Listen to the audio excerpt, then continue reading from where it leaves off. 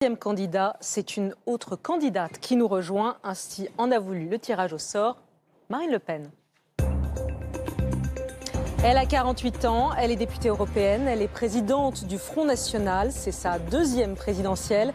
Son slogan, remettre la France en ordre. Bonsoir Marine Le Pen. Bonsoir. Bonsoir Marine Le Pen, merci d'être avec nous. Première question, comme à chaque candidat, quel est l'objet que vous pourriez installer dans votre bureau à l'Élysée si vous étiez élue présidente et qui représenterait quelque chose d'emblématique de vous-même ou de votre projet? Une clé. Voilà.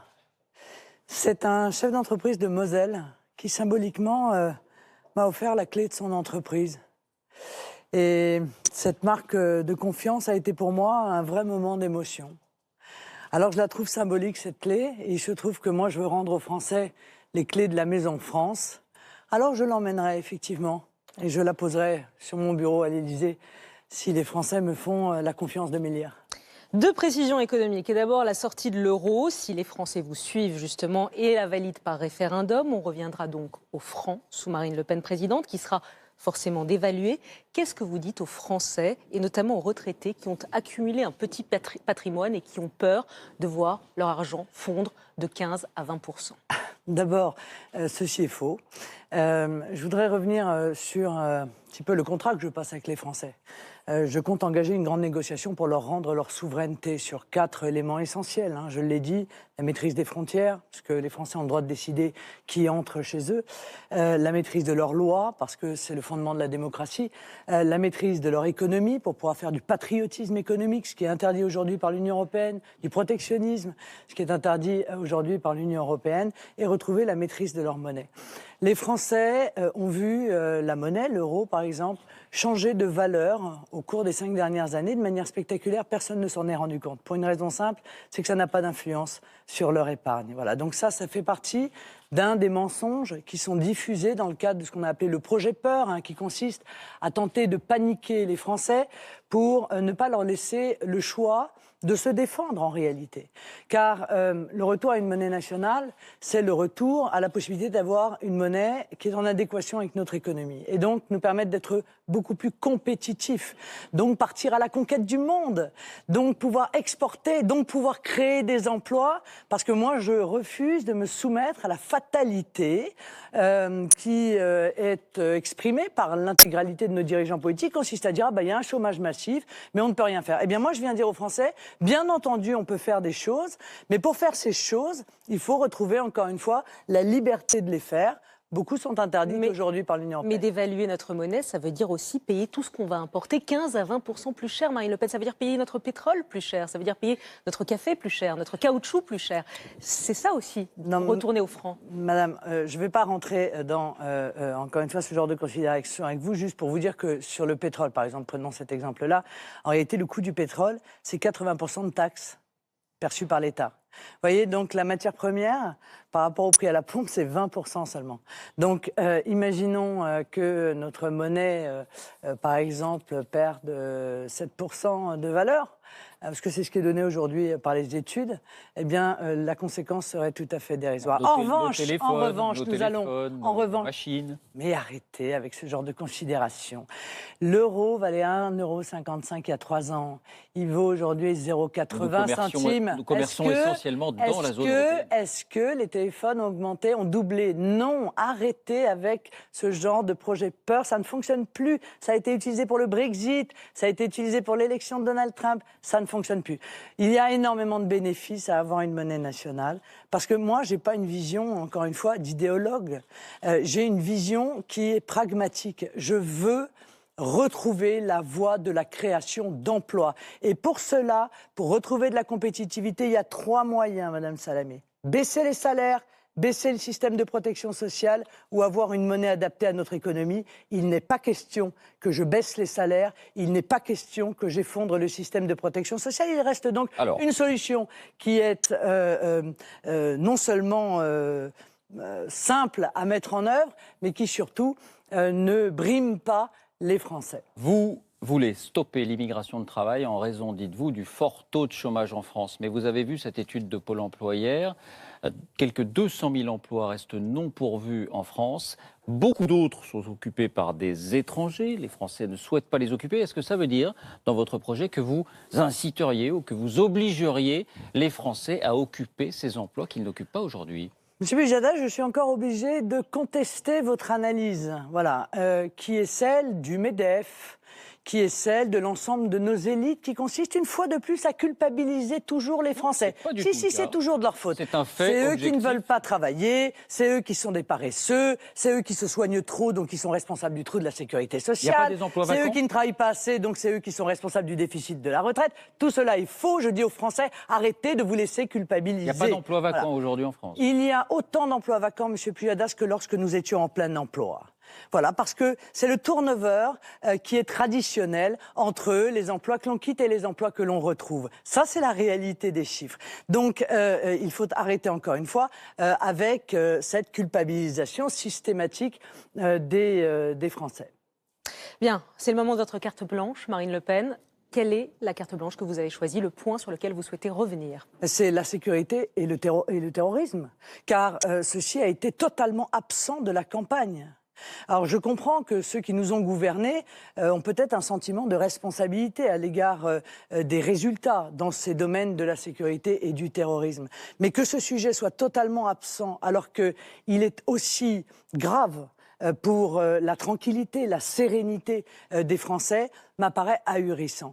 Je pense que rien n'a été fait. Je pense que d'un côté, sur l'insécurité, j'allais dire classique, eh bien, nous subissons les conséquences d'un laxisme qui n'a pas cessé depuis des années et auquel il faut mettre fin en remettant en œuvre des peines planchées, en construisant des places de prison, en mettant en place, pour les crimes les plus graves, la perpétuité réelle incompressible, en supprimant les remises automatiques de peine. Je veux que les victimes soient à nouveau considérées et que les voyous arrêtent d'avoir un sentiment d'impunité. Quant au terrorisme, qui est quand même un sujet majeur, que personne n'a abordé, sauf depuis 3 jours, parce qu'il s'est réinvité dans la campagne. Eh bien, là encore, rien n'a été fait. Nous devons maîtriser nos frontières nationales. C'est essentiel pour savoir qui entre chez nous.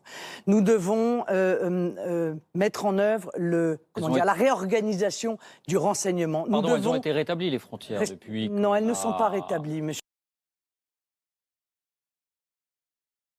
Est-ce qu'on ne se priverait pas d'un outil d'information et de surveillance en expulsant tous ces fichiers S? Monsieur Pujadas, il y a, je crois, 17 000 fichiers S dans notre pays, dont 10 000 pour lien avec le fondamentalisme islamiste. Expliquez-moi, donnez-moi une raison pour laquelle nous prendrions le risque de conserver sur notre territoire des gens qui ont un lien avec le fondamentalisme islamiste et qui sont étrangers. Pour démanteler des cellules. Ah, donc nous allons les garder. C'est déjà arrivé tout récemment. Non, ceci n'a aucun sens, monsieur Pujadas. Je vous le dis très clairement et très simplement. Tous les fichiers S étrangers, c'est-à-dire tous les étrangers sur notre territoire, qui ont un lien quelconque avec le fondamentalisme islamiste, doivent être expulsés de notre pays. Ça va permettre d'avoir moins de fichiers S à surveiller et ça va beaucoup faciliter le travail de nos services de police et de nos services de renseignement. Encore une fois, pourquoi garder sur notre territoire des bombes potentielles? Nous n'avons aucune raison de le faire. C'est mettre en danger le peuple français. Et moi, en ce qui me concerne, je serai d'une fermeté absolument totale dans ce domaine parce que je suis comme beaucoup de Français. Je suis une mère, j'ai 3 enfants et je ne veux pas qu'à chaque fois qu'ils me disent qu'ils vont faire des courses à la Défense, avoir la boule au ventre en me disant que soit ils vont être agressés, soit ils risquent d'être victimes du futur attentat. Je ne le veux pas. Et je ne veux pas que les pères et les mères français vivent avec cette boule au ventre. Marine Le Pen, vous avez déclaré il y a 2 jours, il n'y aurait pas eu Mohamed Merah ni les terroristes du Bataclan avec moi. Comment vous pouvez être sûre de cela? Mais madame, parce que toutes les mesures que je veux mettre en œuvre font que tous ces gens-là, compte tenu de leur profil, n'auraient été soit expulsés, soit en prison. Mais quand vous voyez que même Vladimir Poutine, qui emploie la méthode dure, avec les terroristes, n'a pas pu empêcher l'attentat. Madame Salamé, je l'ai dit, dans le même propos, il n'existe pas de risque zéro. Mais ce qui est scandaleux, c'est de laisser le risque 100%. Parce qu'il n'existe pas de risque zéro, bien sûr, mais on ne peut pas, à la douleur de l'événement terroriste qui arrive, rajouter la honte de n'avoir pas fait tout ce qui est nécessaire pour l'avoir évité. Or, je me permets un exemple. Le terroriste de Nice était un étranger qui avait été condamné pour un délit de droit commun. Il n'était pas fiché S. Eh bien, laissez-moi terminer ma phrase. Tous les étrangers qui sont condamnés pour des délits ou pour des crimes doivent rentrer chez eux. Pour une raison simple, Madame Salamé, c'est qu'ils ont violé au moins 2 lois. La loi pénale pour laquelle ils ont été condamnés et la loi de l'hospitalité. Pour n'importe quel délit, un étranger, n'importe quel délit. Et Madame, vous venez dans un pays... vol. Enfin, pardon, mais non, je pose la question. Est-ce qu'on peut retrouver quand même un minimum de socle de valeurs dans notre pays? Vous arrivez dans un pays pour y commettre un délit? Parce que si vous y arrivez pour y commettre un délit, eh bien ce pays a tout le droit de vous renvoyer chez vous. Et même, je vais vous dire peut-être, de vous interdire d'y revenir. Et Mohamed Merah était français. Mohamed Merah était français, il était français par le droit du sol, et à 18 ans, il avait déjà un très long casier judiciaire. Moi, je veux la suppression du droit du sol. Je pense que la nationalité française s'hérite ou se mérite. À 18 ans, lorsque un jeune étranger demande sa nationalité, eh bien, l'on regarde un certain nombre de critères, et le casier judiciaire en fait partie. Je ne vois pas une seule bonne raison d'accorder la nationalité française à quelqu'un qui a commis plusieurs délits, encore une fois, sur notre territoire. 2 questions internationales. Nous avons un accord avec la Turquie pour contenir l'arrivée des migrants sur le sol européen. Faut-il maintenir cet accord qui a largement contenu, effectivement, qui a largement été efficace depuis un peu plus d'1 an et demi? Mais pas du tout, Monsieur Pujadas. Nous n'avons pas d'accord avec la Turquie. Nous avons un accord non, européen. c'est Madame avec la Merkel Turquie qui est allée passer un accord avec M. Erdogan sans demander l'avis de personne, et encore moins le nôtre.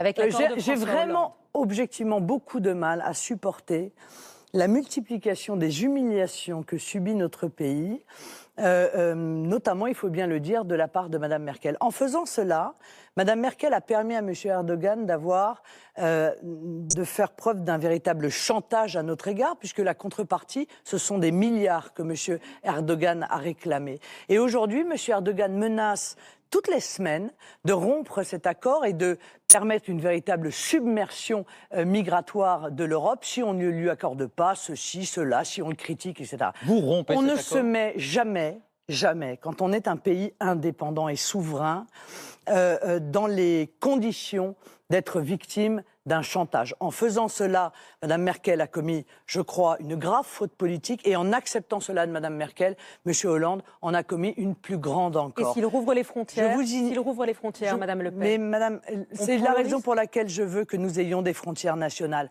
Nos frontières que nous maîtrisons. Je n'ai aucune confiance dans la passoire de Schengen, ni Schengen 1, ni 2, ni 3, ni rien de tout cela. Et je vous annonce d'ailleurs que l'Italie vient d'admettre qu'elle a reçu 60% de plus de migrants que pendant la même période de l'année dernière. Ça veut dire que les flux de migrants ne sont pas derrière nous, mais qu'ils sont devant nous. Et moi, je dis aux Français, reprenez la maîtrise de nos frontières, parce que sinon, encore une fois, nous ne pourrons pas arrêter cette vague migratoire qui a des conséquences très lourdes sur notre économie, sur notre système de protection sociale, mais aussi évidemment sur notre sécurité et sur notre unité. Marine Le Pen, vous vous êtes réjouie de l'élection de Donald Trump. Vous avez été une des rares dirigeantes politiques à parler de bonnes nouvelles en novembre dernier. Quand il a frappé, il y a 2 semaines, l'armée de Bachar el-Assad, est-ce qu'il vous a déçu? Oui, en tout cas, c'était contradictoire avec les engagements qu'il avait pris. Il a dit une chose claire. Il a dit « Je veux être le président des États-Unis, je ne veux pas être le président du monde. Et je ne serai plus dans la lignée des administrations américaines qui ont commis des ingérences dont on a vu les conséquences, parce que ces ingérences ont eu des conséquences négatives. Et je pense à la France d'ailleurs, car moi je pense toujours à la France. À chaque fois que je me pose une question, quelle décision est-ce que je dois prendre, je pense toujours à l'intérêt de la France et des Français. Je vois les conséquences de l'intervention en Irak. Le moins qu'on puisse dire, c'est que ça a créé le chaos et renforcé le fondamentalisme islamiste. J'ai vu les conséquences en Libye. Le moins qu'on puisse dire, c'est que ça a permis de mettre au pouvoir les fondamentalistes islamistes. Donc il a pris une décision qui était contraire à ses engagements. Bon, je le note. Qu'est-ce que vous lui auriez dit si vous étiez présidente de la République? Je lui aurais dit exactement cela. Je lui aurais dit exactement cela. Nous verrons d'ailleurs ce qui se passera dans l'avenir, mais j'espère que ça ne va pas redevenir une politique systématique des États-Unis, au risque, encore une fois, de renforcer ce qui représente un des plus grands dangers pour notre pays aujourd'hui, à savoir le développement de cet islam radical qui vient frapper jusque sur notre propre territoire, en se servant parfois d'ailleurs des flux de migrants, comme ça a été le cas pour le terroriste de Stockholm. 2 mots encore, un peu plus personnel. D'abord, question sur votre parcours. On a retrouvé cette photo où vous êtes jeune avocate. Vous avez... Merci de me rappeler que j'étais jeune. C'était il y a 25 ans, si je ne m'abuse. C'était votre première vie, votre première carrière. Est-ce qu'elle vous manque, cette vie d'avocate, cette carrière-là, ce métier-là? Il y a 65 millions de Français qui attendent d'avoir un très bon avocat. Donc, quelque part, est-ce que j'ai vraiment changé de vocation? J'en suis pas sûr. Je passe mes journées entières à les défendre. Mais j'en suis toujours comblé, d'ailleurs. Dernière question, la même pour tout le monde. Est-ce que vous avez un regret à l'issue de cette campagne? Un mot que vous aurez dit que vous regrettez? Quelque chose que vous avez fait que vous regrettez? Non, non, j'ai absolument aucun regret. J'ai vécu une très, très belle campagne. Peut-être le regret de ne pas avoir plus multiplié encore ces meetings que j'ai effectués dans des petits villages, des villages parfois de 800 habitants ou de 2000 habitants, à la rencontre de cette France qui a le sentiment d'être abandonnée, qui subit les conséquences de la désertification et qui, à mon sens, est sortie des radars des élites politiques. Eh bien, j'ai trouvé une ferveur, j'y ai trouvé un dynamisme incroyable. Donc je veux aussi me battre pour ces campagnes françaises, cette ruralité qui souvent n'apparaît pas dans les préoccupations de nos dirigeants politiques. Est-ce que vous n'avez pas le regret de ne pas d'avoir mis peut-être un peu trop la sortie de l'euro au cœur de votre campagne? Non, moi je n'ai jamais de regret à dire la vérité aux Français. Et surtout quand je leur dis, à l'issue de cette négociation, c'est vous qui allez décider par un référendum. Je ne ferai rien, je n'engagerai jamais la France dans un choix aussi important que celui-là, sans avoir votre avis, votre accord. Je ne ferai rien et j'en prends l'engagement. Je ne ferai rien sans le peuple français ou contre lui. Ma campagne, c'est au nom du peuple que je la mène. Eh bien, mon quinquennat, c'est au nom du peuple que je le mènerai aussi. Merci Marine Le Pen. Et à tout à l'heure pour votre conclusion. Vous terminez avec une poignée de secondes d'avance qui vous seront créditées tout à l'heure lors de votre conclusion. C'est maintenant au tour de François Asselineau de nous rejoindre.